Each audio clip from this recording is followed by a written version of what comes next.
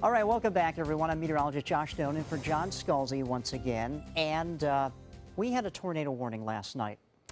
In fact, I'm going to go off camera. I'm going to rewind this because this radar just updated, and I wanted to show you something very specific here. But we're going to talk about a tornado signature, and it's very evident on this radar. Now, this was the live radar from last night, and that's the frame I want to show you.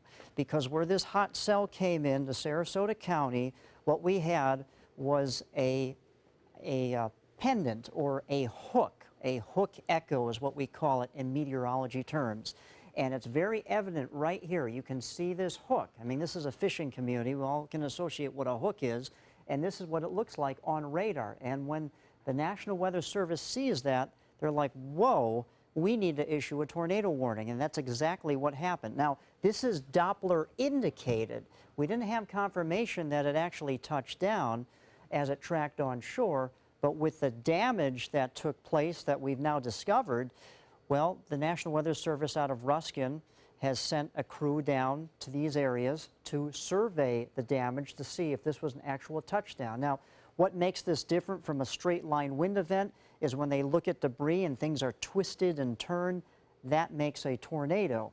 If things were just scattered out in one direction, that would have been a straight line wind event, which is still possible because this did have a little bow on it. And when you see a bow like this on the radar, that indicates very strong winds coming out of the front.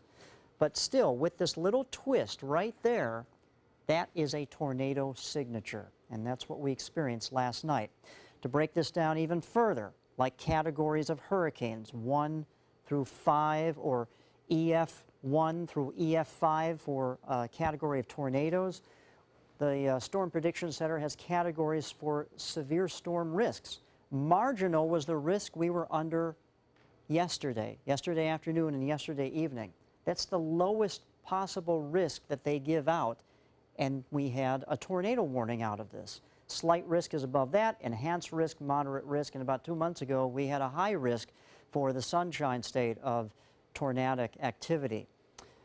63 is our current temperature right now. A few clouds out there, but the winds are the story now. Northwesterly winds at 16 miles per hour, and the winds are going to be the story for the next few days because we have sustained winds anywhere from 15 to 20 miles per hour with those higher wind gusts around the Suncoast and stronger along the coast. The radar remains quiet, nothing to show you here. All the activity was last night, so we're calling for the clouds to slowly erode away for today, and we'll be left with partly cloudy skies to mostly sunny skies in the later part of the afternoon, but breezy northwest winds will be the story. These winds will usher in the chilly air down from the north, and then, boy, that chilly air is really going to take effect and have its grip on the Suncoast by tomorrow night into Thursday morning. Lows could be in the low 40s. And even the mid-30s inland. Dry air shows up in tan, eroding away that light blue, which was the moisture from all the rain yesterday, and that's going to give us some sunshine in our forecast. Well, that system that brought us the rain and the severe weather last night has now moved its way up the eastern seaboard, and they're dealing with a major snowstorm. Blizzard warning conditions here, much of New York, Massachusetts, Connecticut, up to 18 to 20 plus inches of snowfall, even more in some other locations. Again, though, sunshine for us in our forecast for the next several days, but again, the winds are going to be the story with the breezy conditions ushering in those cooler temperatures. Small craft advisory today, obviously looking at this graphic, not the best boating day, but our highs today, mid-60s. Breaking down the forecast, we're in store for a couple of cool days, and then we'll finally rebound back to the 70s by the weekend.